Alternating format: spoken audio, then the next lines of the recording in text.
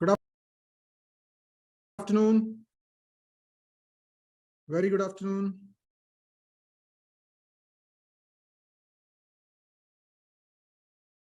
चलिए, तो आज हम लोगों को क्या देखना है। हम लोगों ने स्टैक कर लिया था, पर स्टैक का लिंक लिस्ट के थ्रू इम्प्लीमेंटेशन बचा हुआ था, राइट? ओके। स्टैक।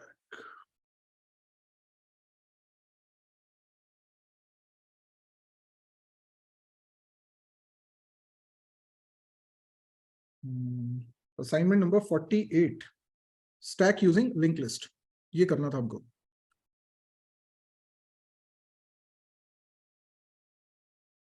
तो ये रहा assignment, stack using link list. हो गया सभी का?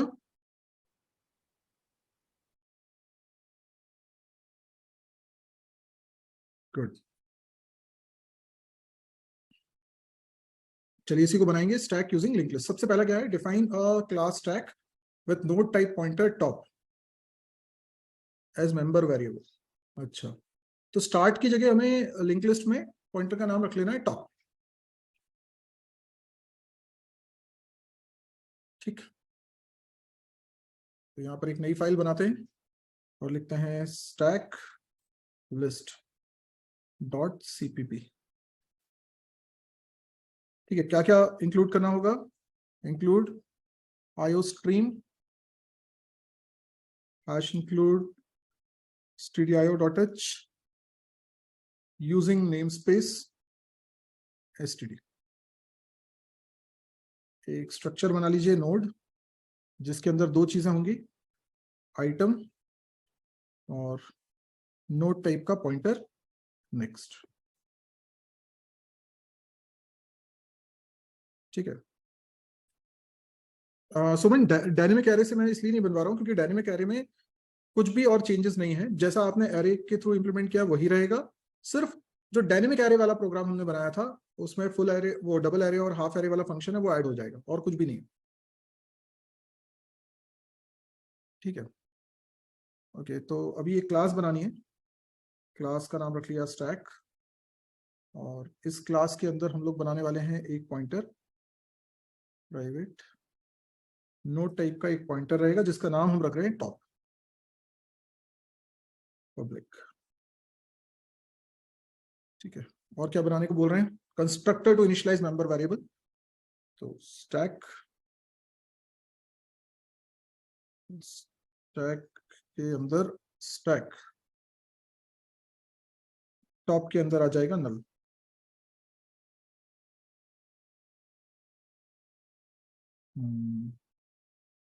ठीक है। तीसरा सवाल है, define a method to push a new element on to the stack. Push function बनाना है, जो आइटम आपको पुश करना है वो एज एन आर्ग्यूमेंट पास होगा।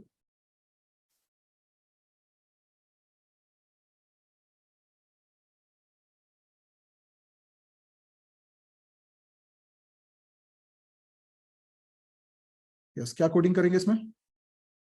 आप लिंक लिस्ट में शुरुआत में इंसर्शन जैसे करते थे वैसे ही करेंगे।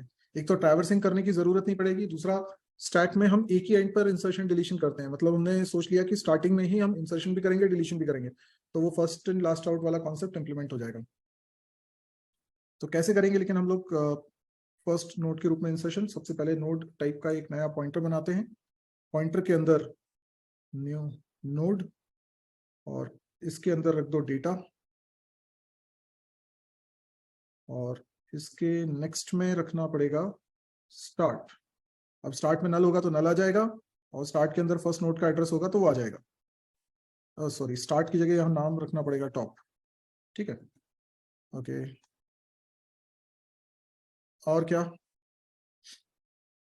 टॉप के अंदर न्यू नोड का एड्रेस, बस। ठीक है। हमीद, बिल्कुल फर्स्ट लेक्चर से देखना स्टार्ट करना। आप कुछ डाउट्स रहे तो आप क्लास के एंड में पूछ लेना। क्यों संदीप, इसमें क्या प्रॉब्लम? चलिए, अगला हम बनाएंगे पीक फंक्शन।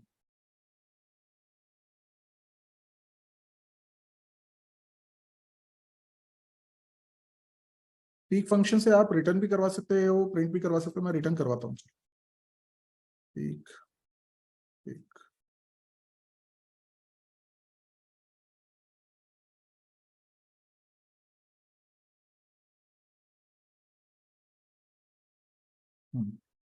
अगर स्टैक एम्प्टी हुआ तो, टॉप बराबर नल हुआ तो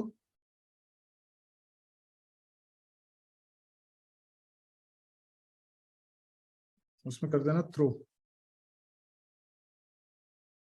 ठीक है, कुछ भी आप एरर का नाम यहाँ पे मेंशन कर दो। क्या रख दें? Empty stack.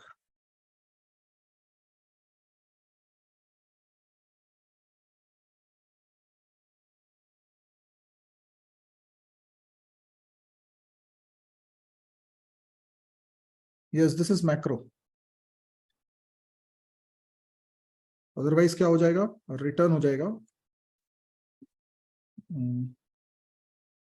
जो टॉप पर वैल्यू रखी है वो।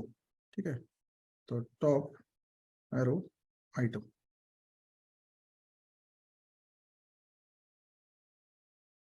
अगला है pop the top element of the stack.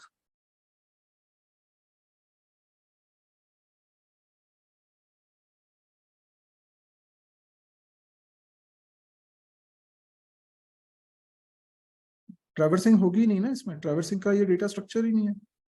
Traversing का मतलब तो हो गया आप सारे एलिमेंट को एक्सेस कर सकते हो स्टैक में, वो पॉसिबल ही नहीं है। आप केवल टॉप एलिमेंट को एक्सेस कर सकते हो।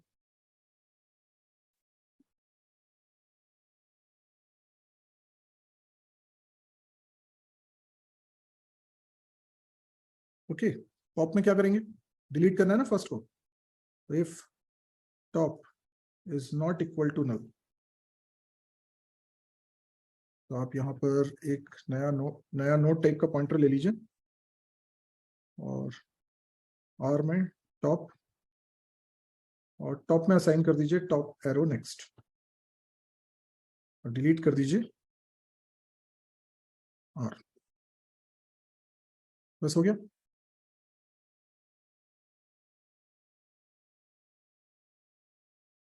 संदीप, स्टैक में लास्ट इन फर्स्ट आउट होता है बेटा।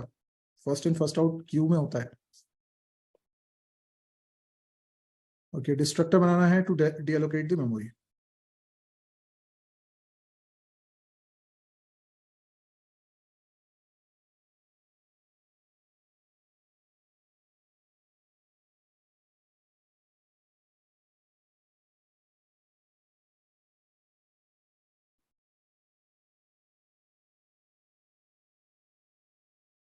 ये हो गया डिस्ट्रक्टर, और डिस्ट्रक्टर में हमें बस एक एक करके सब डिलीट करते जाना है। तो जब तक टॉप में नल नहीं होगा तब तक पॉप करते जाओ।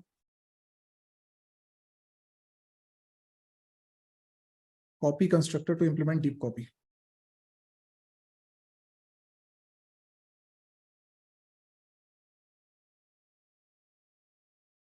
पॉप में क्या डाउट है बेटा?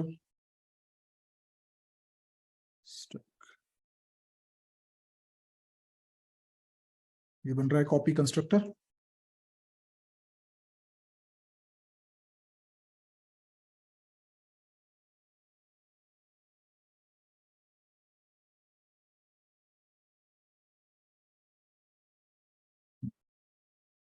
तो हमें डेटा कॉपी करने के लिए नए नए नोड बनाते चलना पड़ेगा और इंसर्शन करते चलना पड़ेगा। तो सिंपल सी बात है कि नोड टाइप का एक पॉइंटर लो टी, और टी के अंदर टॉप रख दो। जब तक टी में नल नहीं है तब तक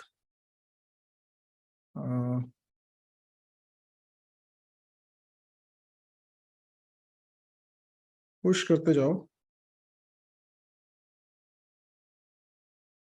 सबसे पहला एलिमेंट अगर पुश करोगे तो मैं लास्ट में पुश करना है। ओहो, ये तो बहुत टाइम कंज्यूमिंग होने वाला है।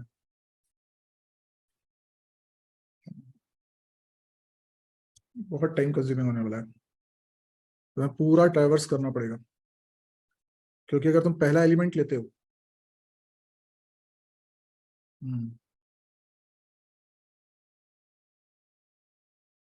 कॉपी कंस्ट्रक्टर में प्रॉब्लम हो रही है।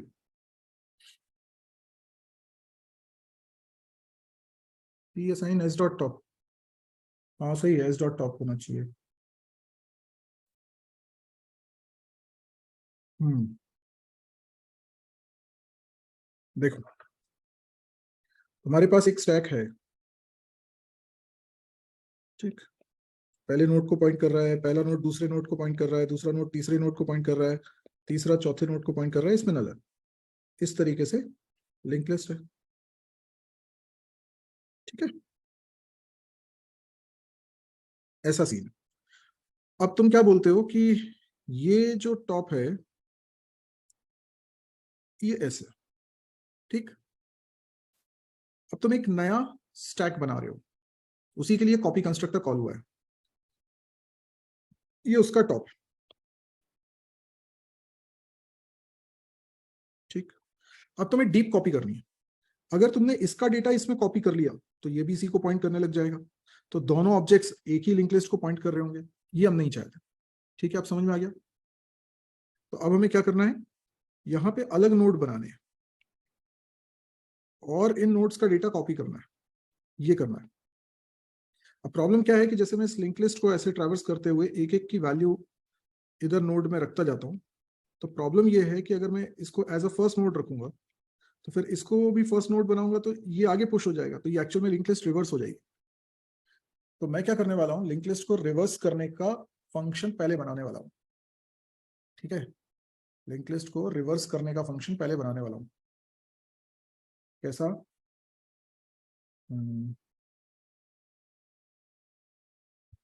लिंक लिस्ट को रिवर्स करना है ना, तो वॉइड रिवर्स, रिवर्स, रिवर्स। अब रिवर्स फंक्शन रिवर्स कैसे करेगा?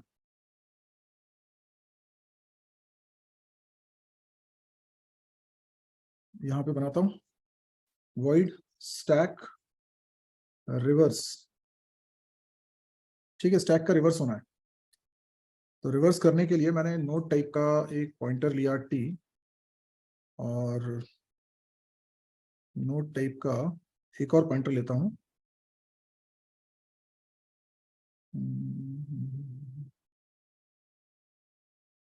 मुझे इसी में चेंजेस करने हैं ना, तो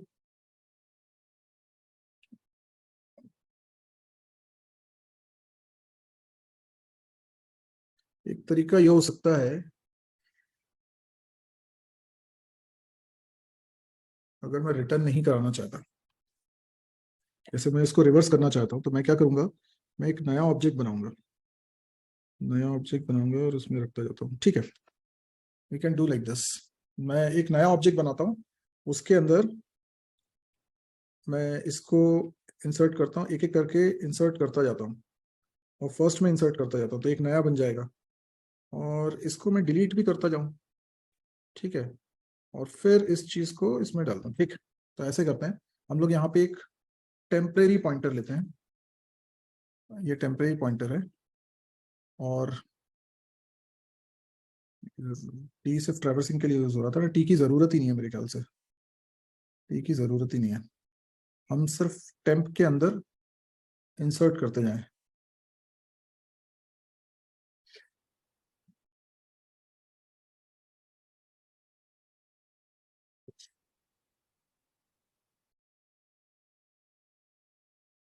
मुझे रीड तो करना पड़ेगा, इसमें रखना भी पड़ेगा।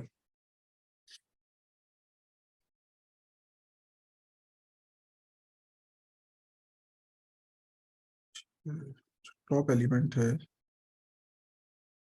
टॉप एलिमेंट जिसको पॉइंट कर रहा है वो आइटम,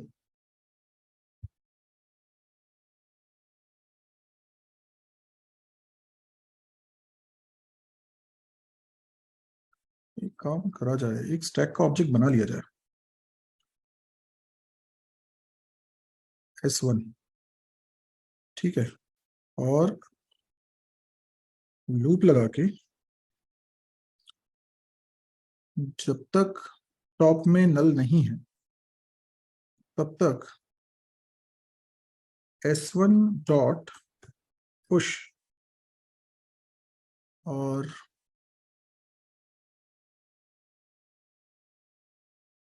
पीक फंक्शन को कॉल करते जाते हैं एंड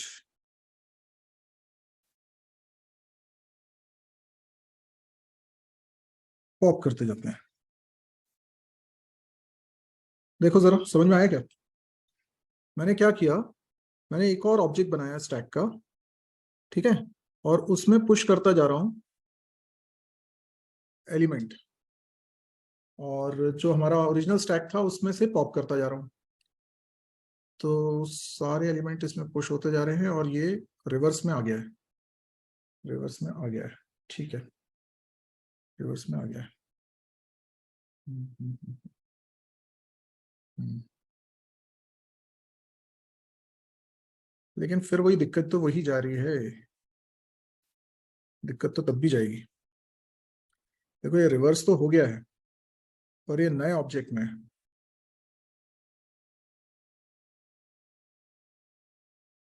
ठीक है, तो अब एक काम ये किया जा सकता है,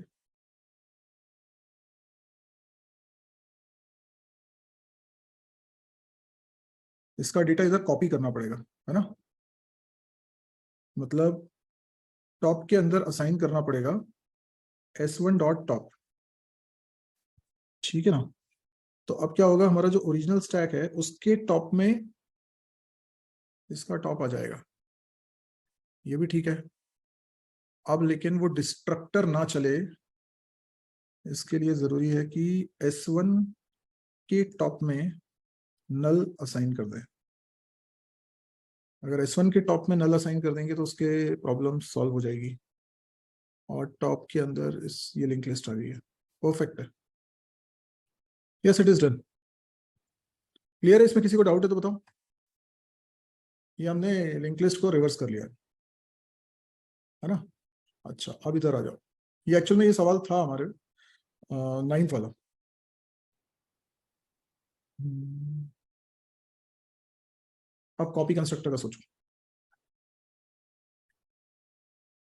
कॉपी कंस्ट्रक्टर में मैं रिवर्स करा सकता हूँ, है ना। तो मैं रिवर्स कराने के बाद ये काम करता हूँ, ठीक है। मैं एक काम करता हूँ, या इसको लिखे रहने दो, इसके पहले रिवर्स करा देता हूँ, एस डॉट रिवर्स। क्या टेम्प का यूज नहीं हुआ?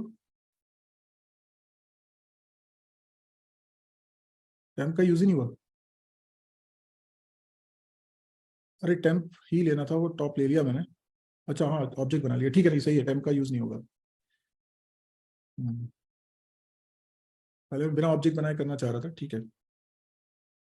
हाँ यहाँ पे देख लो अब,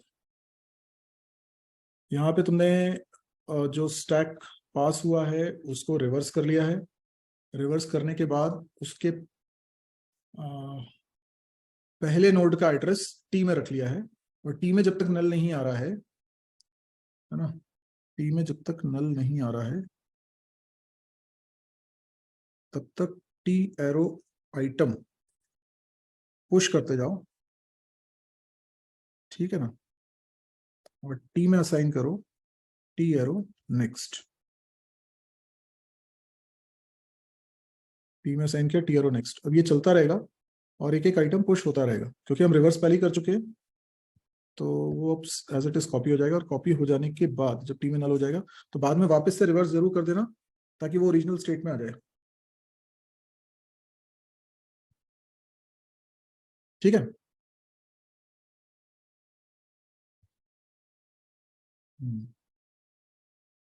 हो गया ये।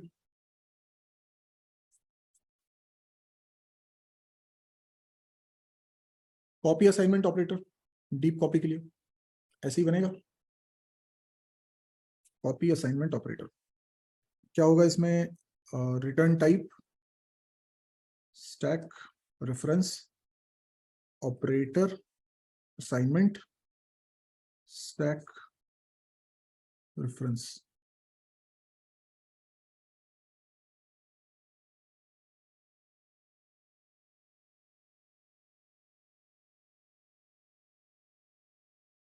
ठीक।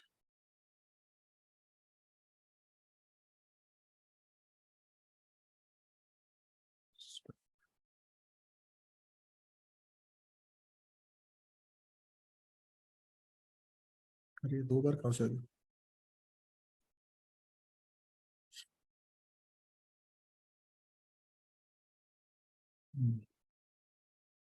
इसमें अगर टॉप में नल नहीं है, और टॉप में नल नहीं है, अगर if top is not equal to null, तो क्या करोगे? टॉप में अगर नल नहीं है तो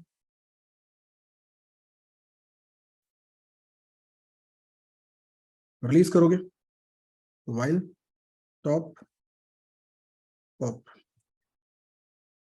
ठीक है, अब टॉप में नल आ चुका है। ठीक है, इसके बाद तो वही करना है जो यहां पर लिखा हुआ था।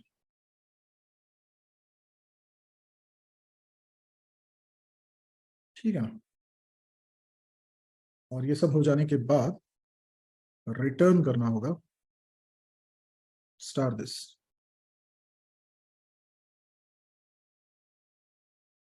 डन।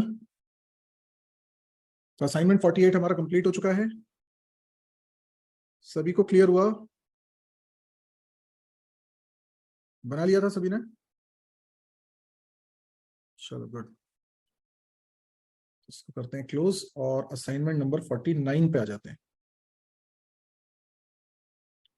ये रहा assignment number 49, Q using arrays. ये बन गया कि नहीं बना?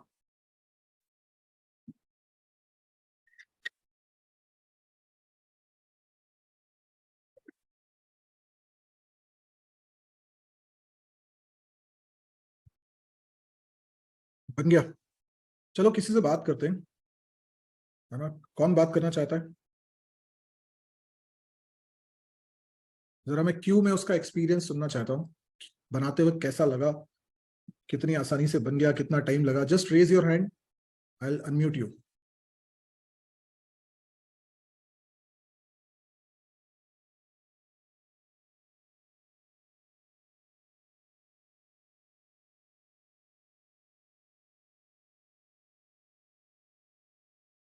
अंकुर मिश्रा।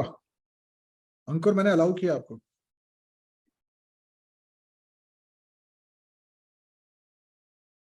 अंकुर, मैंने अनम्यूट किया है, आप अपनी तरफ से अनम्यूट करके बात कर सकते हैं।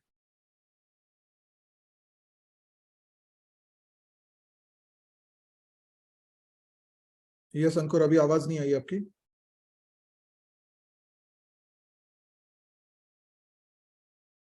चलिए राज सिंह को मौका देते हैं। Hello hello. Yes sir. Hello. हाँ राज, आवाज आ रही है। Yes sir. सर मेरे को आपसे तो बन गया? अच्छा सर बन गया सर। बन गया था? कितना टाइम लगा? सर 1 घंटा। और सर बाकी थोड़े बग्स आ गए थे तो मैं अभी फिक्स कर रहा था बस। अच्छा, अभी फिक्सिंग चली रही है, लेकिन हो गया था?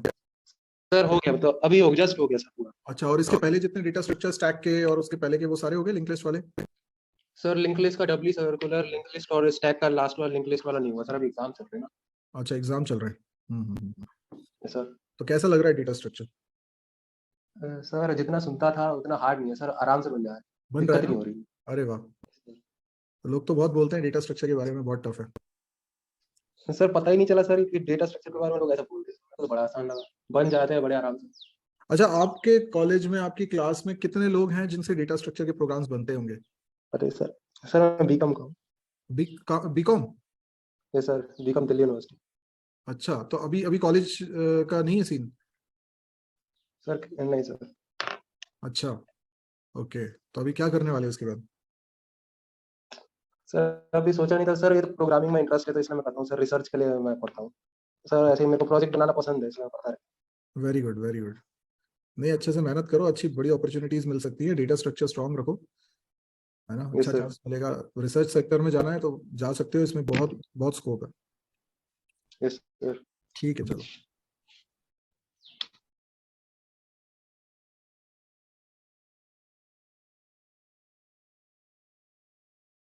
यस अंकुर। हेलो। हाँ अंकुर, अब बताइए, आपसे बन जी गया? सर। जी सर बन गया। आपका क्या है, बीटेक कर रहे हैं अभी, बीसीए कर रहे हैं, क्या है? सर मैं बीसी कर रहा हूँ। BCA कौन सा ईयर है? सर अभी तो सेकंड ईयर स्टार्ट हो गया सेकंड सर, मैं ईयर। ओपन से ही कर रहा हूँ सर। अच्छा, तो जी अच्छा ओपन से कर रहे हो? जी सर, जी सर। ओके, तो फिर कोई कॉलेज जाने का तो है नहीं सीन? नो सर, पूरे दिन सर यही करना है बस। हाँ हाँ, तो कैसा लग रहा है डेटा स्ट्रक्चर? इजी लग रहा है, टफ लग रहा है, कैसा लग रहा है? सर इजी लग रहा है, जैसे सर अटेम्प्ट करने से पहले ऐसा लग रहा है पता नहीं कैसे बनेगा, पर जब अटेम्प्ट करने बैठ रहा हूँ हाँ, तो हो रहा है। हो रहा है। जी सर। तुम्हारे कुछ दोस्त लोग भी हैं जो पढ़ाई करते हैं ये वाली? सर ऐसा तो कोई दोस्त नहीं है, एक दोस्त है वो वेब डेवलपमेंट कर रहा है बस। अच्छा, वेब डेवलपमेंट कर रहा है। जी उसको बताया तुमने डेटा स्ट्रक्चर के बारे में? जी सर, बताया मैंने बात सर। होती वो है? भी वो बोलता है सर बहुत डेटा स्ट्रक्चर तो बहुत टफ है, वो भी C++ में। हाँ एग्जैक्टली, लोग C++ के थ्रू डेटा स्ट्रक्चर को बहुत टफ मानते हैं। आई डोंट नो व्हाई, शायद पॉइंटर के कारण। जी सर, जी हम्म। चलो, आपको क्लैरिटी आ रही है, बहुत अच्छी बात है। बाकी अभी तक सर। जितना डेटा स्ट्रक्चर में हुआ सभी कंफर्टेबल है? यस सर, सर मैंने सारे प्रोग्राम बनाए। Very good, very good. चलो ठीक है, गुड। Thank you sir.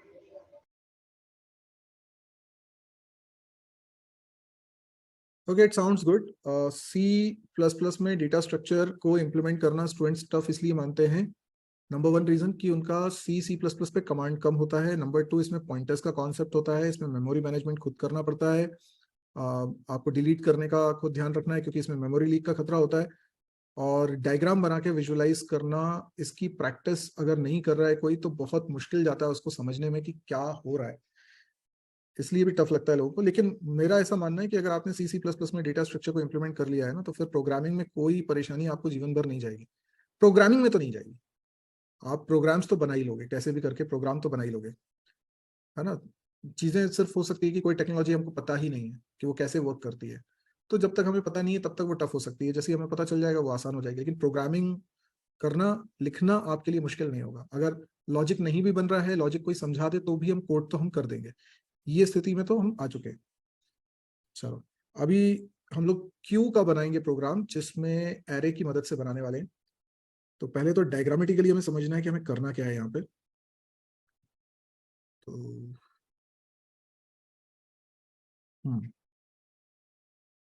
तो हमें यहाँ पर एरे की मदद से अगर इम्प्लीमेंट करना है, तो एक तो चाहिए हमें कैपेसिटी नाम का वेरिएबल। कैपेसिटी। एक चाहिए हमें फ्रंट नाम का वेरिएबल। एक हमें चाहिए रेयर नाम का वेरिएबल। एक पीटीआर नाम का वेरिएबल, ये पॉइंटर वेरिएबल हो गया। इस तरीके से हमारा एक ऑब्जेक्ट बनेगा, क्यू का एक ऑब्जेक्ट इस तरीके का बनेगा, ठीक है। अब अगर कैपेसिटी बोली है 4, या थोड़ी ज्यादा ले लूं 6, तो एक एरे बन जाएगा 6 मेमोरी ब्लॉक्स का।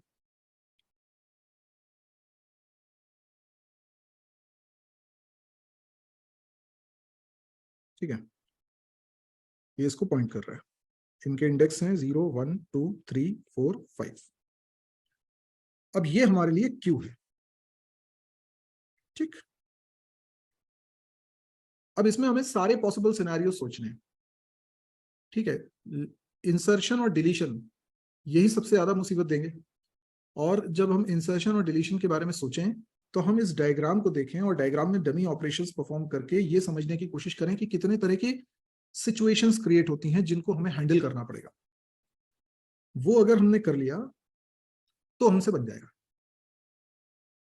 अब यहां पर स्टैक के कंपैरिजन में एक अंतर यह है कि स्टैक में एक ही एंड ओपन होता था, तो हम लोग यहाँ पर दो वेरिएबल बनाने की बजाय स्टैक के केस में हम एक ही वेरिएबल बनाते थे टॉप नाम से, और वैल्यूज जैसे रखते जा रहे हैं तो जो लास्ट इंडेक्स होता था टॉप के अंदर उसकी वैल्यू होती थी, ठीक है ना। तो एक ही एंड होता था जहां पर इंसर्शन होना है तो इसी के आगे होना है, डिलीशन होना है तो इसी का होना है। तो एक टॉप वेरिएबल से हमारा काम चल जाता था क्योंकि टॉप में उसका इंडेक्स रखा होता था जो अभी लेटेस्ट एलिमेंट है। पर क्यू में इंसर्शन और डिलीशन दोनों केस में आपको यह ध्यान रखना है कि दो एंड ओपन है, एक को हम रेयर बोल रहे हैं, एक को हम फ्रंट बोल रहे हैं। इस बात से फर्क नहीं पड़ता कि फ्रंट इस साइड है कि इस साइड है, पर एक तरफ फ्रंट है और एक तरफ रेयर है, ये हमको समझना है। और हमें इसे लॉजिकली इंप्लीमेंट करना है। मतलब जो डेटा सबसे पुराना है वो सबसे पहले डिलीट होगा, जो लेटेस्ट डेटा है उसी के आगे नई वैल्यू ऐड होगी। तो अब हम इसको करते हैं। और इसी डायग्राम को हम फॉलो करेंगे। यहां पर एक नई फाइल बनानी होगी, नाम रखते हैं QArray.cpp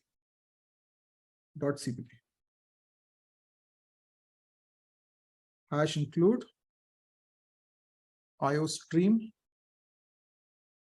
hash include stdio.h using namespace std। पहला सवाल है डिफाइन अ क्लास Q। तो क्लास बनाएंगे Q नाम से, और Q क्लास के अंदर प्राइवेट मेंबर वेरिएबल्स बनाने वाले हैं, capacity, front, rear and PTR. Capacity, front, rear और पीटीआर। पब्लिक। दूसरा सवाल है define a parameterized constructor to initialize member variables Q। Capacity के लिए एक आर्गुमेंट।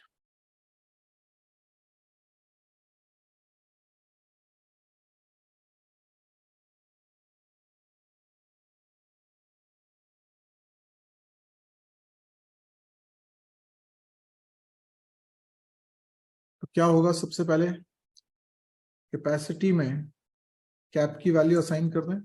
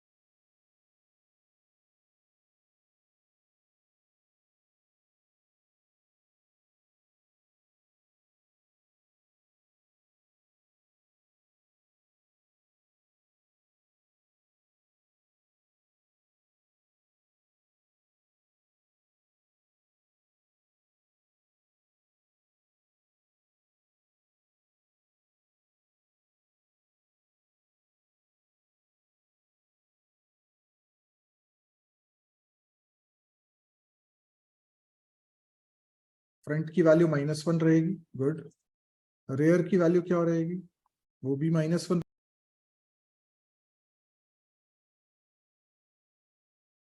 कैपेसिटी में कैप की वैल्यू असाइन कर दें, और शुरुआत में मुझे बताओ फ्रंट में क्या रहेगा। फ्रंट की वैल्यू -1 रहेगी, गुड। रेयर की वैल्यू क्या रहेगी, वो भी -1 रहेगी। फ्रंट और रेयर में -1 रहना मतलब कि क्यू एम्प्टी है, एरे में भी कोई डेटा रखा नहीं है। एंड पीटीआर में क्या रखा, न्यू इंट कैप। क्लियर है।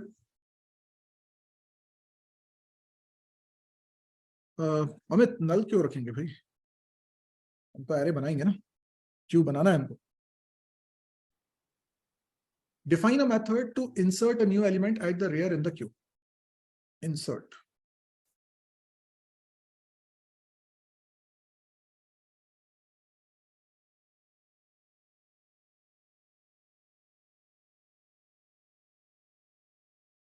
देखिए इंसर्ट फंक्शन बना रहे हैं, इंसर्ट फंक्शन के अंदर एक डेटा हमें चाहिए जिसको इंसर्ट करना है। अब इंसर्ट करने में बहुत सारे केसेस हैं, लेकिन मेरा कहना है हमेशा सबसे पहले किस चीज को देखो, बताओ। पहले भी बता चुका हूं, सबसे पहले हमें क्या देखना चाहिए, हमें देखना चाहिए वो सिचुएशंस जिसमें इंसर्शन नहीं हो सकता। वो कौन से केसेस हैं जिसमें इंसर्शन पॉसिबल नहीं है, सोचो जरा, वो कौन सी सिचुएशन है जब इंसर्शन नहीं हो सकता।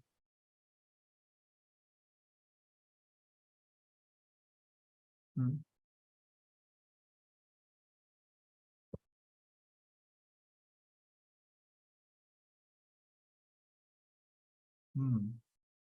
कैपेसिटी जीरो, हाँ हाँ कैपेसिटी जीरो, सही बात है, सोच सकते हैं सभी। अब बोल दिया है तो लिख लेते हैं, if capacity equals to zero. होगा नहीं लेकिन फिर भी मान लो अगर ऐसा है तो, कैपेसिटी अगर जीरो है तो यहां पर भी आप चाहो तो एक कंडीशन लगा सकते हो, if cap is greater than zero, है ना, तभी ये होना चाहिए, एल्स पीटीआर में नल।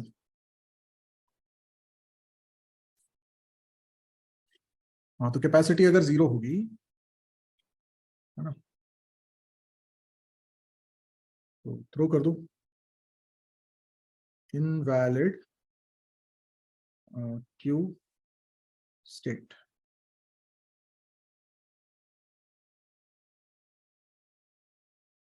as define invalid queue state। ठीक है, और क्या सिचुएशन हो सकती है, यदि फुल है, एक फंक्शन बनाना पड़ेगा इस फुल, एक फंक्शन इसमें कहीं बनाने को बोला गया है। ओवरफ्लो वाली सिचुएशन बोली है ना 8th क्वेश्चन में, तो यस, फुल इज फुल,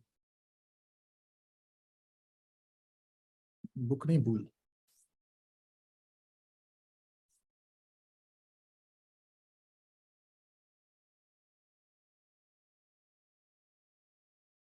कैसे चेक करोगे पूरा भरा हुआ है,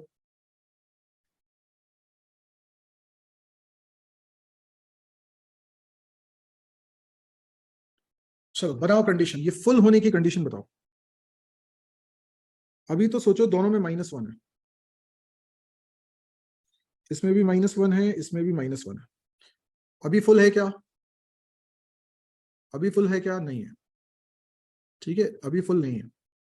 मुझे बताओ अगर एक वैल्यू में इंसर्ट करता हूं तो कहां जाएगी, वैल्यू कहां जाएगी, जीरो इंडेक्स पे। तो मुझे फ्रंट और रेयर में कुछ चेंजेस करने पड़ेंगे, यस करने पड़ेंगे, जीरो करना पड़ेगा, ठीक है, दोनों में जीरो करना पड़ेगा, जैसे मैंने 20 रख दिया है।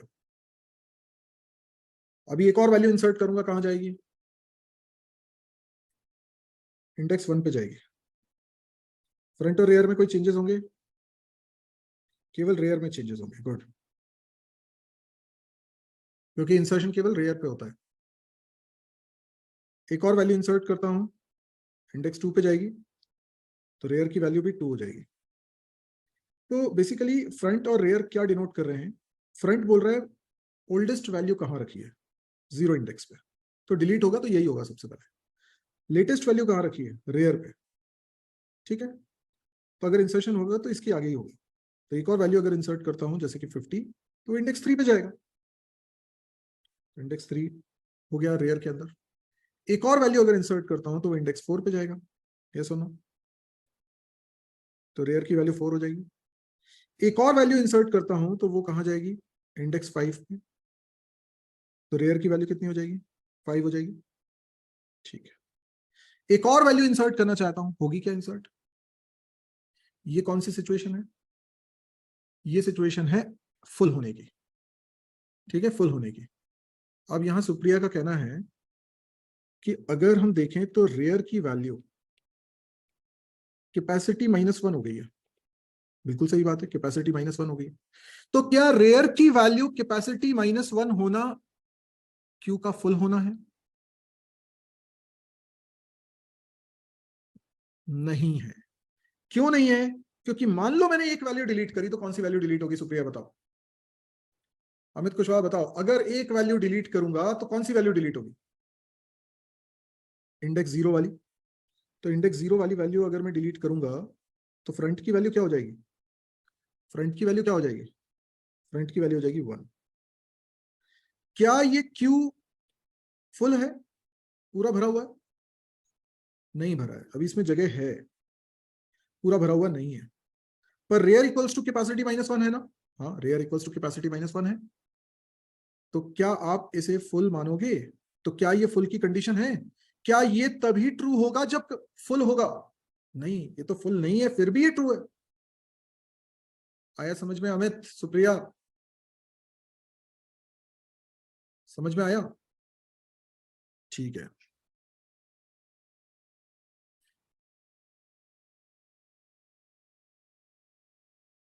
क्या करें फिर?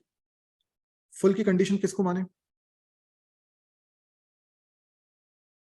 फ्रंट भी 0 होना चाहिए, यस, फ्रंट इक्वल्स टू 0 भी होगा and rear equals to capacity -1 होगा। अगर ये कंडीशन ट्रू है तो फिर ये पूरा भरा हुआ है, बिल्कुल सही बात है, बिल्कुल सही है। यानी कि फ्रंट की वैल्यू 0 है एंड रेयर की वैल्यू कैपेसिटी -1 है, ठीक है। अच्छा, लेकिन मान लो मैं एक और वैल्यू इंसर्ट करता हूं, अभी की स्टेट में देखो, एक और वैल्यू इंसर्ट करता हूं तो कहां जाएगी, इंडेक्स 0 पे जाएगी ना। तो अगली वैल्यू मैंने इंसर्ट करी वो इंडेक्स 0 पे गई, तो रेयर की वैल्यू चेंज होगी, रेयर की वैल्यू 5 थोड़ी रहेगी, क्या हो जाएगी, रेयर बिकम्स 0, वो तो लेटेस्ट वैल्यू का इंडेक्स रख रहा है, ठीक है ना। अच्छा, क्या आपको नहीं लगता कि ये एरे भर चुका है, पूरा भर चुका है? पर इस समय फ्रंट की वैल्यू 0 तो नहीं है और रेयर बराबर कैपेसिटी -1 भी नहीं है, मतलब ये कंडीशन फॉल्स है, लेकिन फिर भी ये पूरा भरा हुआ है। ये कंडीशन ट्रू होती तो हम बोलते कि पूरा भरा हुआ है, पर ये कंडीशन फॉल्स है, फिर भी तो पूरा भरा हुआ है। तो हमें ये भी देखना पड़ेगा कि ये कंडीशन ट्रू है तो भरा हुआ है, ये कंफर्म है, पर ये कंडीशन फॉल्स है तो हम श्योर नहीं है कि भरा हुआ है कि नहीं भरा हुआ। तो हम लोग क्या करते हैं, एक और कंडीशन बनाते हैं, एक और कंडीशन बनाओ कि जब रेयर की वैल्यू में 1 ऐड करने पर वो फ्रंट के बराबर हो जाए, फ्रंट एक आ गई तो है उसके, अगर ये कंडीशन ट्रू है तो भी वो पूरा भरा हुआ है। तो पूरा भरे होने की ये दो सिचुएशन, क्लियर है, पूरा भरे होने की दो सिचुएशन, आया समझ में?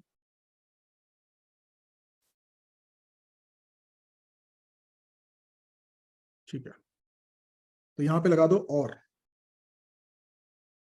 रेयर +1 इक्वल्स टू फ्रंट, ठीक है, रेयर +1 इक्वल्स टू फ्रंट। अगर ये कंडीशन ट्रू है तो पूरा भरा हुआ है, तो इसी को रिटर्न करा देते हैं।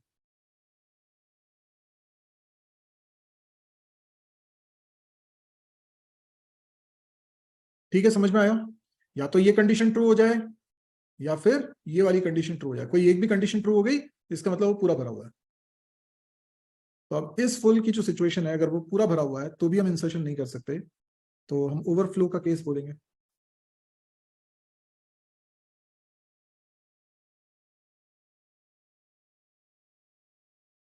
as define overflow।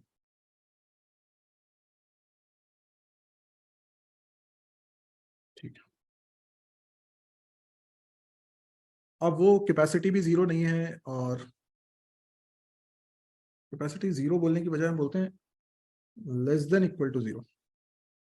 हाँ चलिए, थ्रो की वैल्यू, सॉरी, इस फुल हो गया है, मतलब ओवरफ्लो की सिचुएशन भी चेक कर ली। अब तो भाई इंसर्शन करना ही पड़ेगा, तो क्या करोगे?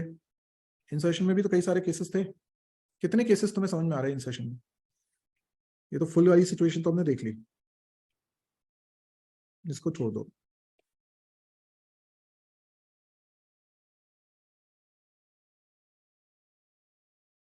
कौन कौन से केसेस हैं बताओ, जिनको इफ लगा के चेक करना पड़ेगा?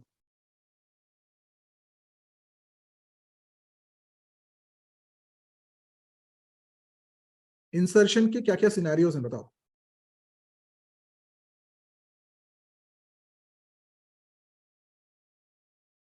क्या क्या है बताओ। यस, एम्प्टी वाली सिचुएशन।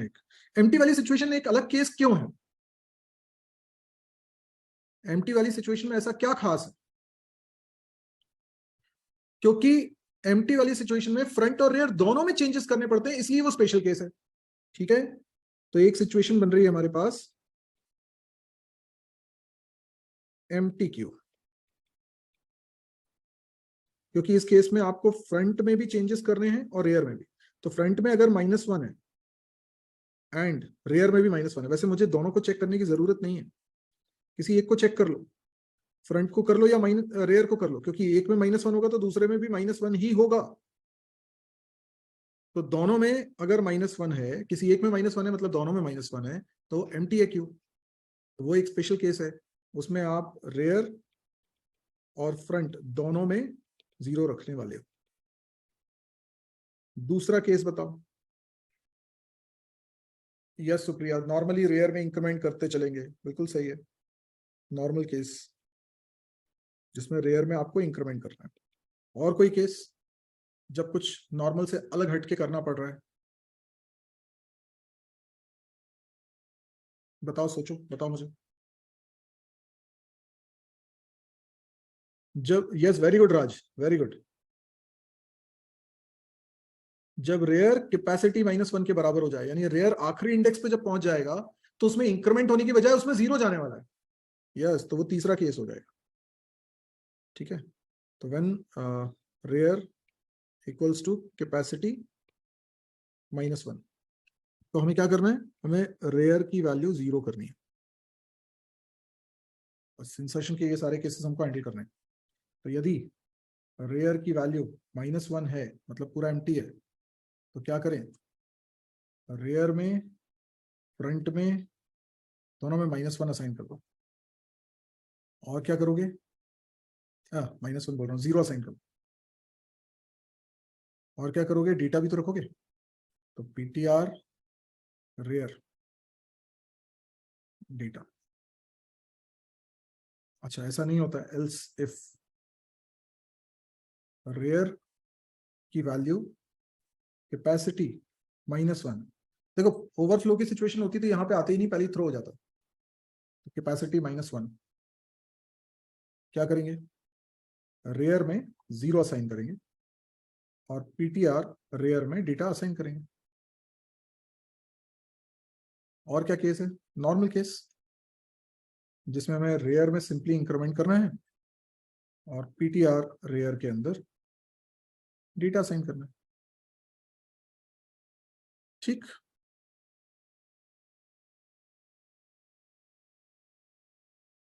इंसर्शन का हमारा काम कंप्लीट हो चुका है। अब हम बात करते हैं डिलीशन की। Define a method to rear, अच्छा रेयर एलिमेंट, और अच्छा इसका व्यू करना है, मतलब रिटर्न करवा लेता हूँ।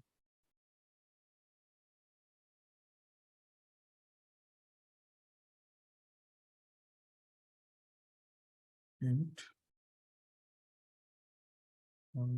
get front, int get back,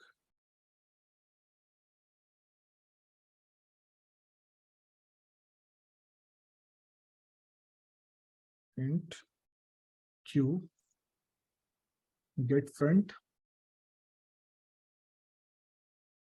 int q get back।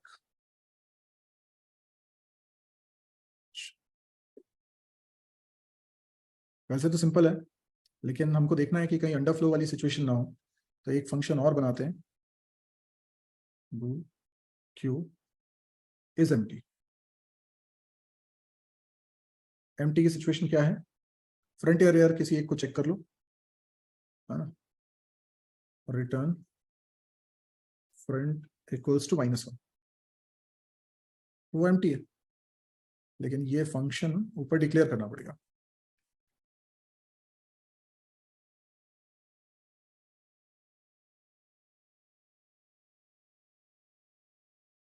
ठीक है, तो इफ इज एम्प्टी, तो फ्रंट वैल्यू उसमें हो ही नहीं सकती, है ना, तो हम थ्रो करवा देते हैं अंडरफ्लो।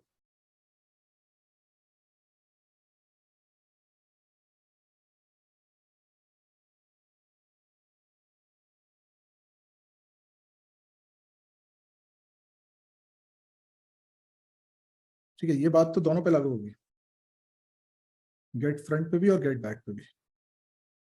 अगर एम्प्टी है तो अंडरफ्लो है, अच्छा एम्प्टी नहीं है तो फिर क्या रिटर्न करवाना है, पहली वैल्यू, पहली वैल्यू मतलब ptr फ्रंट, है ना,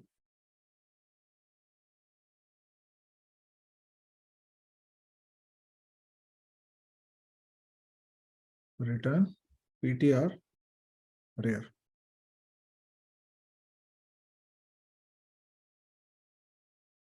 अब डिलीट करने का फंक्शन बनाना है,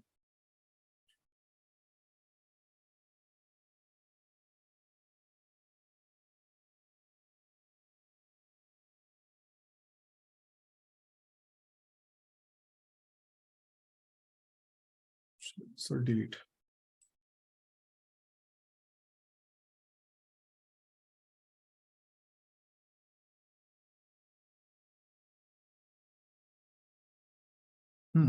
अब डिलीट में क्या क्या सिचुएशन है, कब डिलीट नहीं हो सकता, यदि is empty, throw underflow.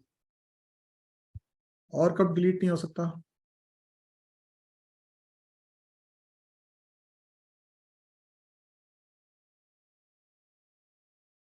Empty नहीं है तो डिलीट तो होनी है, तो डिलीट की क्या क्या सिचुएशंस होंगी, सोचो क्या क्या सिनेरियोज होंगे डिलीट के।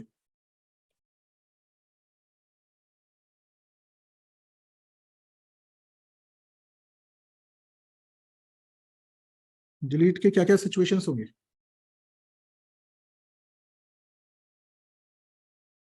बताइए, एक आध सिचुएशन बताइए। जब सिंगल एलिमेंट होगा, सिंगल एलिमेंट, क्योंकि तब उसको डिलीट करने पे फ्रंट और रियर दोनों में -1 रखना पड़ेगा। और क्या सिचुएशन है, नॉर्मल केस, जिसमें फ्रंट को सिंपली इंक्रीमेंट ही करना है। और क्या है, जब फ्रंट की वैल्यू कैपेसिटी -1 है तो फ्रंट में 0 असाइन करना है, सेम। हाँ, तो सबसे पहले चेक कर लो क्या सिंगल एलिमेंट है। देखो एम्प्टी होता तो फ्रंट और रियर दोनों -1 होता, तो थ्रो हो जाता, पर वो सिचुएशन नहीं है, तभी तो नीचे वाले इफ पर आ पा रहे हो। तो यहाँ पे सिर्फ इतना देख लो कि क्या फ्रंट की वैल्यू इक्वल्स टू रेयर की वैल्यू है, सिंगल एलिमेंट है, हाँ है, तो ठीक है, फिर फ्रंट में और रेयर में दोनों में -1 असाइन कर लो, हो गया डिलीशन। एल्स इफ फ्रंट की वैल्यू बराबर हो जाती है कैपेसिटी -1 के, कैपेसिटी -1 के, तो फिर फ्रंट में वैल्यू जानी चाहिए 0। एल्स फ्रंट में सिंपली इंक्रीमेंट होगा, बस हो गया। डिलीशन के सारे केसेस हम लोगों ने देख लिए।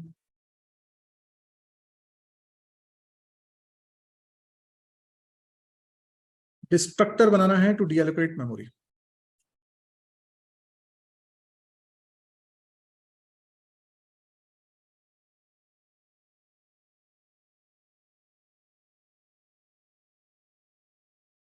क्यू स्कोप रेजोल्यूशन, यस बताइए क्या करेंगे, कैसे कैसे इसको रिलीज करेंगे?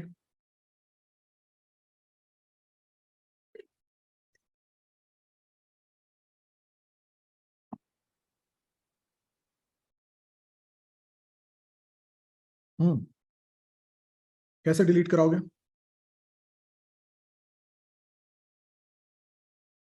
हाँ, सिंपली डिलीट पीटीआर, ठीक है। और कौन सा फंक्शन है?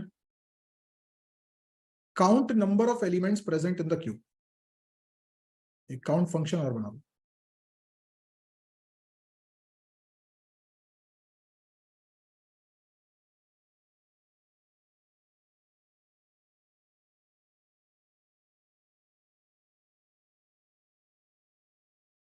काउंट फंक्शन कैसे काउंट करेगा बताओ?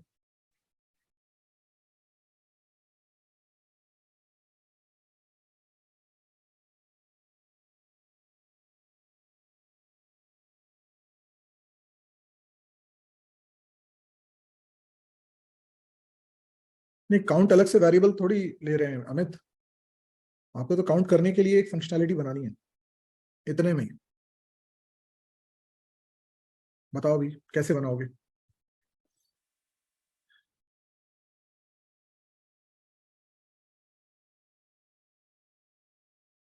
हाँ, इसमें सिचुएशन लगानी पड़ेगी ना। देखो एक तो सिचुएशन ये हो सकती है कि नॉर्मली तो हमें फ्रंट से रेयर तक जाना है, काउंटिंग करते करते फ्रंट को आगे बढ़ाते जाएंगे, लेकिन उसके लिए जरूरी है कि फ्रंट रेयर से छोटा हो, है ना।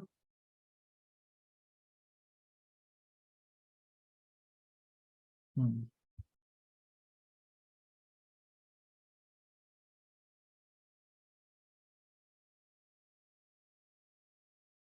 ओके, अगर रेयर बड़ा है, चलो ठीक है, ऐसा सोचें कि रेयर की वैल्यू बड़ी है फ्रंट से, तब तो बहुत आसान है, बहुत आसान है।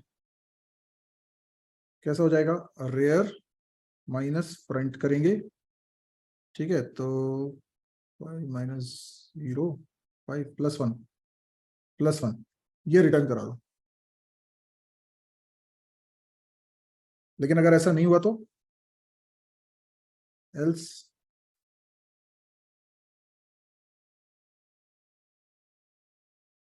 एक सिचुएशन ऐसी भी आ सकती है ना कि यदि फ्रंट की वैल्यू -1 है तो रिटर्न करा दो 0, ठीक है। यदि फ्रंट इक्वल्स टू रेयर है तो रिटर्न करा दो 1।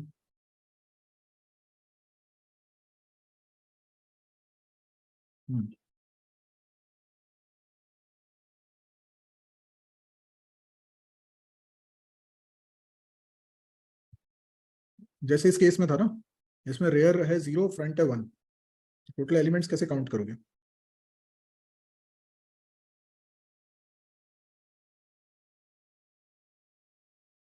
Rear minus front, rear minus front करके तो -1 आ जाएगा।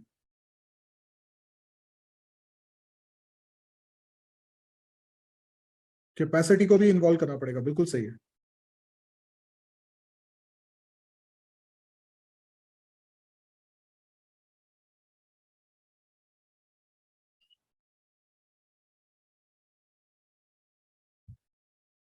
नहीं, अभी जैसे इस डायग्राम को देखो, इसमें 6 एलिमेंट्स रखे हुए हैं, फ्रंट की वैल्यू 1 है, रेयर की वैल्यू 0 है, तो कैसे करोगे?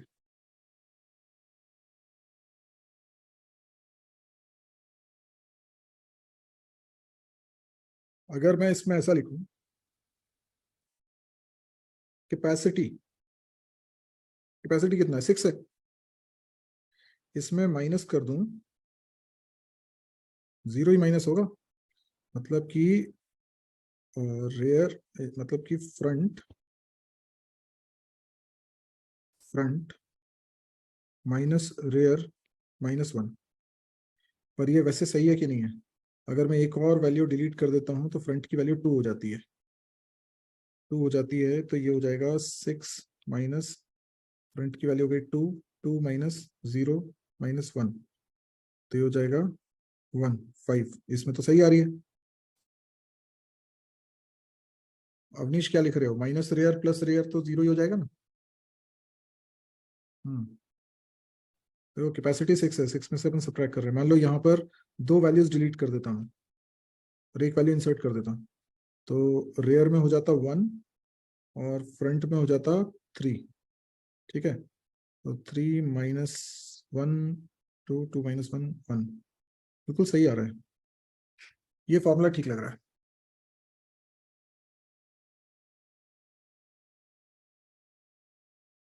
रिटर्न चेक कर लो एक बार, सभी केसेस में सही है कि नहीं है। Capacity minus front minus minus plus rear +1।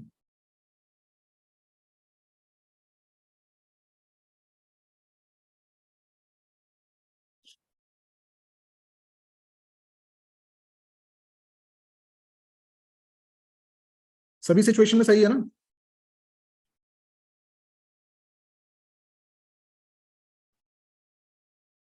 अगर कैपेसिटी की वैल्यू 4 है और ये 5, मेरे ख्याल सही है यार, हर सिचुएशन में सही आ रहा है। ठीक है, तो काउंट हो गया हमारे पास, और क्या बचा?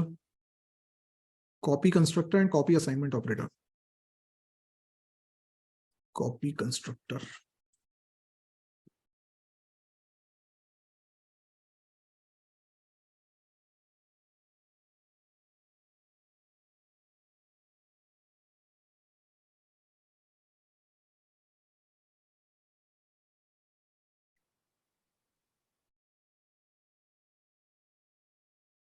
हाँ जी, क्या करेंगे कॉपी कंस्ट्रक्टर में? कैपेसिटी में तो कैपेसिटी कॉपी कर देंगे, डॉट कैपेसिटी। फ्रंट में असाइन कर देंगे फ्रंट,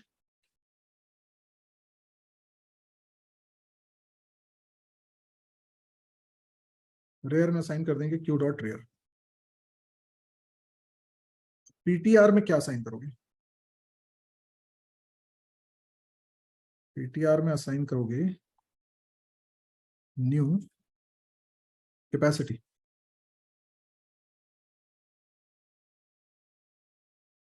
ये भी ठीक है, लेकिन अभी सारे में डेटा रखना है अपने को।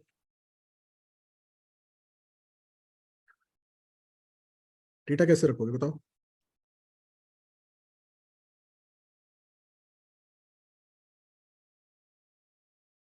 लूप कहां से कहां तक चलेगा?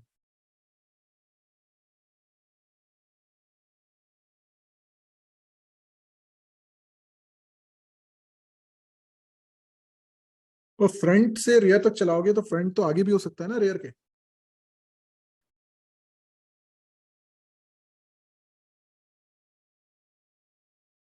जीरो से कैपेसिटी तक चला दो, कोई दिक्कत नहीं है, गार्बेज वाली कॉपी भी हो जाएगी, तो कोई उससे प्रॉब्लम नहीं है। इंट आई, 0 से I less than capacity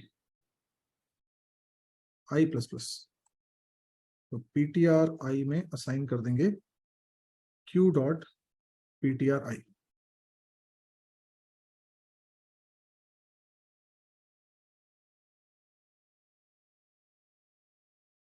Q reference operator assignment Q reference.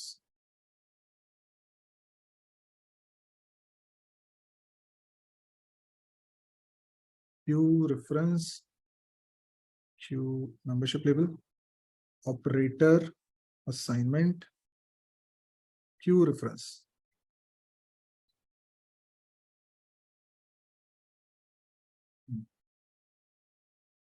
Last में रिटर्न दिस तो लिख ही देंगे। क्या करना है, सब ऐसे ही कोड है, बस चेक करना पड़ेगा यदि क्यू में कैपेसिटी में यदि पीटीआर में नल नहीं है तो पहले उसको डिलीट करना पड़ेगा ना, डिलीट पीटीआर। उसके बाद आपको ये कोड लिखना पड़ेगा कैपेसिटी में कैपेसिटी और ये सब।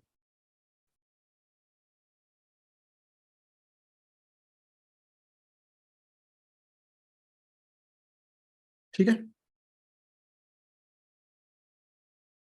क्या हो गया मोहित बताओ।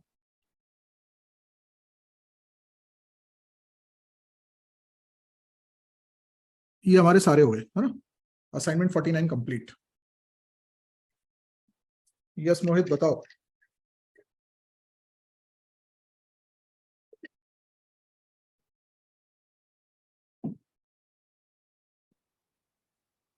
अरे डाउट लिख भी दो, डाउट है कह रहे हो, लेकिन डाउट लिख दो ना, बता दूंगा, बताओ।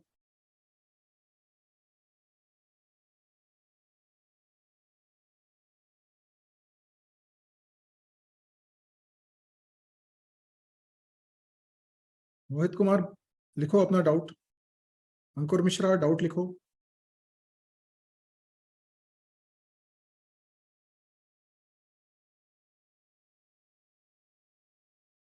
असाइनमेंट 10 में क्वेश्चन नंबर 9।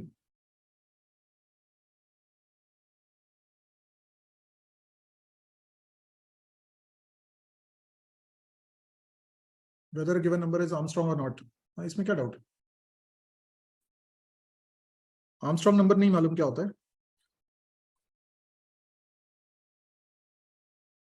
देखो जैसे कोई 3 डिजिट का नंबर है तो उसके डिजिट्स के क्यूब का सम वापस से वही नंबर आएगा तो आर्मस्ट्रॉन्ग नंबर है। अगर कोई 2 डिजिट का नंबर है तो उसके डिजिट के स्क्वायर का सम करो, वापस से वही नंबर आ जाए तो आर्मस्ट्रॉन्ग नंबर है। ठीक है, सिंगल डिजिट के सारे नंबर आर्मस्ट्रॉन्ग नंबर होते हैं। नहीं होते हैं कि नहीं होते हैं, हाँ ठीक है होते हैं, क्योंकि उनसे पावर 1 हुई है तो टोटल नंबर ऑफ डिजिट्स जितने होते हैं उतनी पावर होती है। अगर 4 डिजिट का कोई नंबर है तो हर डिजिट की पावर 4 होगा, उनको ऐड करोगे वापस से वही नंबर आएगा तो वो आर्मस्ट्रॉन्ग नंबर है।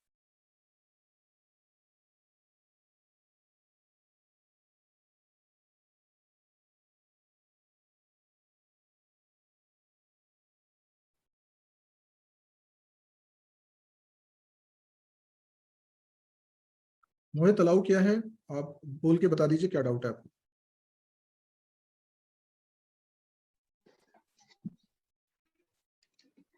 हेलो। हाँ Mohit, good evening sir. Good evening.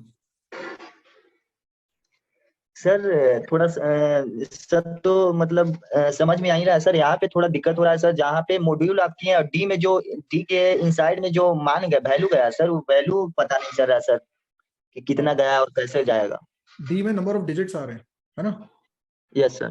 तो उसके लिए अलग फंक्शन, उसके लिए अलग तरह से अपन ने लिख लिया है कि डिजिट्स काउंट करने का काम अलग कर लिया है। तो डिजिट्स जी। काउंट करने के लिए हम क्या कर रहे हैं कि जैसे 243 है तो जी सर। 243 को एक एक डिजिट उसकी कम करते जाओ जब तक 0 ना हो। अब एक एक डिजिट कम कैसे होगी, 10 से डिवाइड करने पर। Yes sir.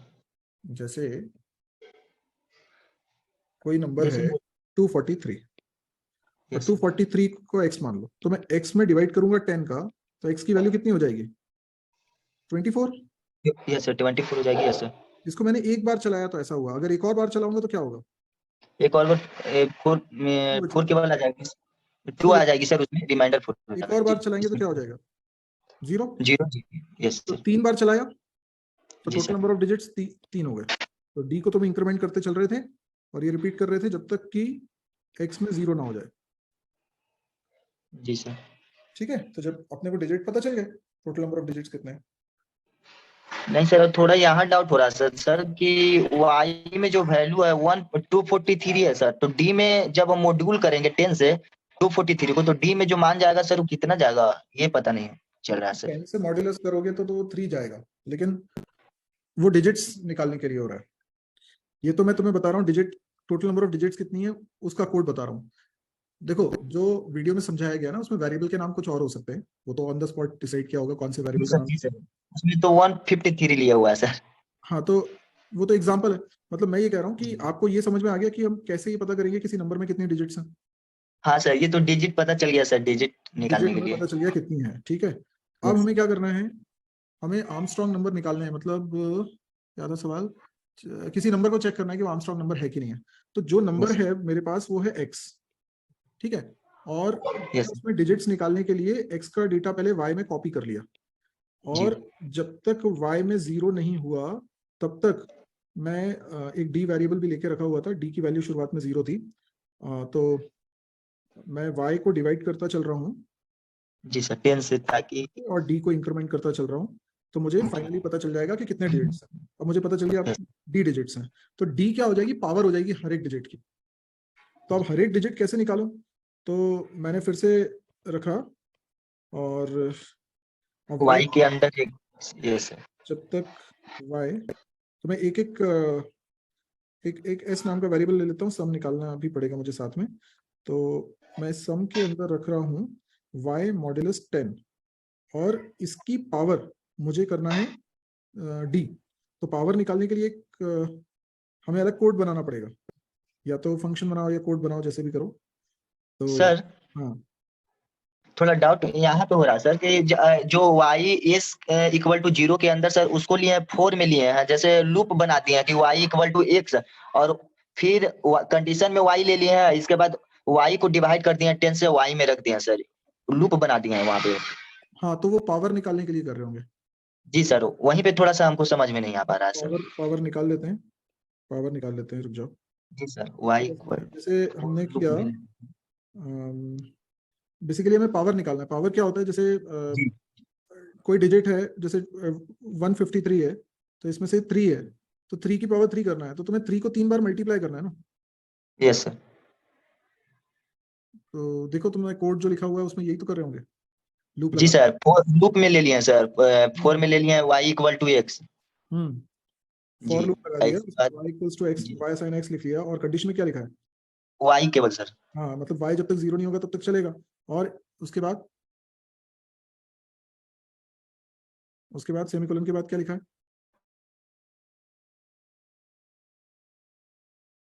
मोहित आवाज नहीं आ रही। सर कह रहे हैं कि इंक्रीमेंट जो होता है ना उसमें सर y का डिवाइड कर दिया 10 से, और y में ही उसका वैल्यू रख दिया। ये हो गया, मतलब y की वैल्यू लगातार चेंज भी हो रही है, एक एक डिजिट जी उसमें सर, कम y हो रहा है। जी। ठीक है, अब लूप की बॉडी में क्या लिखा है, लूप को बॉडी में लिख दिया सर d इक्वल टू, जैसे रिमाइंडर जो होगा वो r equal to y modulus 10। ऐसा नहीं सर, r इक्वल टू हाँ y मॉडुलस 10 है सर। अच्छा, रिमाइंडर अलग रख लिया मैंने, ठीक है। बस यही समझा दीजिए सर, यही समझा ये दीजिए। रिमाइंडर रख लिया ना बेटा, y में जी जैसे शुरुआत में 153 था, तो 153 मॉड्यूलस 10 करेंगे तो 3 आ जाएगा, तो r जी में सर, 3 3 आ गया। अगली बार क्या होगा, y को हम लोग कर लेंगे 15, 10 से डिवाइड करके, जी तो 5। तो फिर रिमाइंडर 5 आएगा। तो जी एक बार r में 3 आएगा, एक बार r में फिर 5 आएगा, फिर एक बार r में 1 आएगा, एक एक डिजिट आएगी बारी बारी से। जी सर, इसके अंदर भी लूप लगाए क्या फिर, समझ में नहीं जी जी, इसी का अंदर भी एक फॉर लूप लगा हुआ है सर। हाँ वो पावर निकालने के लिए हो रहा है, ये रिमाइंडर निकालने के लिए हुआ है। आपके जी सर, पास अगर 153 था वेरिएबल, तो y के अंदर क्या चला गया, 153, ठीक जी है। 153 मतलब नॉन जीरो वैल्यू है, तो कंडीशन ट्रू है। यस सर, अंदर आए तो 153 मॉड्यूलस 10 किया तो ये 3 हो गया, यस सर। 3 r में चला गया, ये समझ में आया। जी, ये समझ में आ गया सर। अब ये इसके रिमाइंडर आ बाद चुका है 3, अब तुम्हें 3 की पावर 3 भी तो निकालना है, जी सर, 3 के पावर 3 भी निकालना। उसके लिए तुम लूप लगा रहे हो अंदर एक और, जी सर, वो उसमें क्या फॉर एक लूप और लगाएगा, जी sir, for loop p equal to 1, हाँ और फिर i इक्वल टू 1। अच्छा, i भी 1 है, हाँ जी सर, इसी के अंदर है सर। हाँ इसके समझ गया, बाद जी, दो फिर चीजें हैं, हाँ i less than equal to n। N, हाँ वो आई प्लस I इंक्रीमेंट हाँ, करते हैं। एन मतलब वो नंबर ऑफ डिजिट्स हैं, ठीक है। तो जितनी डिजिट्स हैं उतनी बार चलेगा ये, और पी में असाइन करते जाएंगे p into r, yes sir, p into r. है ना। तो उसमें क्या होगा कि आई बढ़ता जा रहा है, तो अगर 3 डिजिट है तो 3 बार चलेगा लूप, तो 3 बार आर का मल्टीप्लाई पी में होता जाएगा। तो पहले 1 इंटू 3 हुआ, फिर 3 इंटू 3 हो गया, फिर 9 इंटू 3 हो गया, तो हो गया 27। अच्छा, पी इंटू आर है ना, पी में असाइन करते जा रहे हो।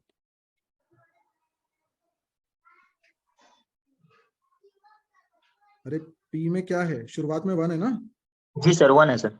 1 में मल्टीप्लाई तुमने 3 का करा ना, जी सर। तो 3 आ गया ना पी के अंदर, जी सर, पी के अंदर 3 आ गया, फिर 3 इंटू। 3 इंटू 3 जी सर। 9 हो गया, फिर अगली बार 9 इंटू 3, यस सर, मतलब जी पावर समझ निकालो में ना, आ गया। ठीक है। जी।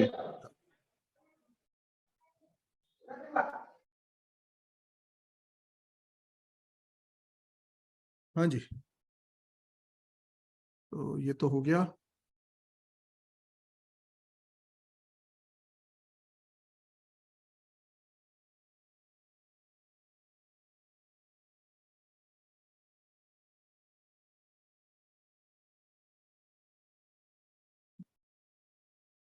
चलिए, तो एक काम करते हैं, अब हम अगला डेटा स्ट्रक्चर पढ़ते हैं।